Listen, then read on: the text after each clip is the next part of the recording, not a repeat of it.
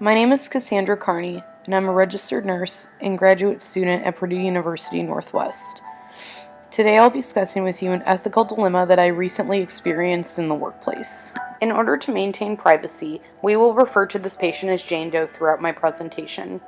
Jane is a female in her early 80s who came in with a congestive heart failure exacerbation, end-stage COPD, and was put on continuous dialysis in order to remove all the fluid. Stakeholders in this case are first and foremost our patient Jane Doe, the physicians in the case, which include a nephrologist, a pulmonologist, and a cardiologist, the nurses that are taking care of her, including myself, and Jane's family, which include her daughter, son-in-law, and grandson. Collaboration is vital in any situation, but specifically to this situation, it's important that the physicians collaborate with the family on their plan of care, the physicians speak to each other on how to proceed with the patient's treatment, and the physician speaks to the nurse on what orders they would like carried out. When I had the patient, it was rounding her third week in the hospital. She was alert and oriented, could answer all questions appropriately, and told me that she would like to become a DNR. She was tired of suffering, she didn't want any more treatment, and she would like to go home on hospice so she could die peacefully with her family surrounding her. However, she told me to not mention the DNR to her family, as she knew they would not agree with her decision. Therefore, I had my ethical dilemma. Do I tell the family, or do I follow the patient's orders? I went through 4 scenarios in my head, and this is how they played out. The first course of action is that I listened to the patient, get the DNR order to the doctor without telling her family. The pros of this is that her autonomy is upheld, and she dies on her own terms. It will be pain-free, she can be surrounded by family, and the family no longer has to observe her suffering. Unfortunately, the cons were that the family may feel that they could have done more, and of course, the patient's life has to end. My second option is that I talk with the patient and her family in order to advocate for her. The pros are that, her autonomy is upheld, the patient will feel supported and heard, the patient gets to direct the conversation with me present, and I am the third party with no personal ties to this patient. The cons are that the family may become emotional, as well as the patient, and emotions can get the best of everyone, and therefore no progress may be made.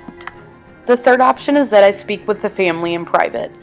The pros to this are, again, it may be less emotional because the patient is not present. I can clearly express the patient's side, and again, I have no personal ties with the history of the family. Cons may be that the family could become hostile and gang up on me. This could either be with their words or could even become physical.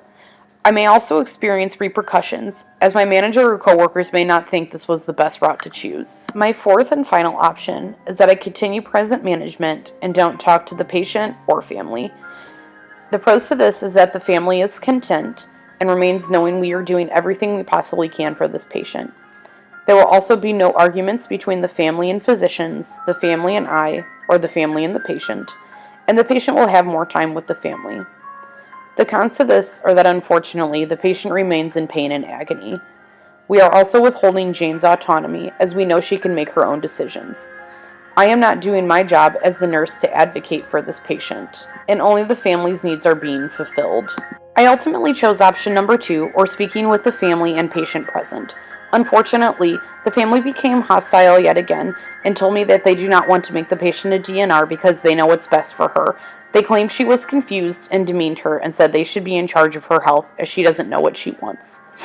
I came to the conclusion of using option number 2 after looking through a systematic review on those with COPD. In this article, it is quoted that living is a continual struggle for patients with COPD towards the end of their life, which has a negative impact on their physical, psychological, and social well-being.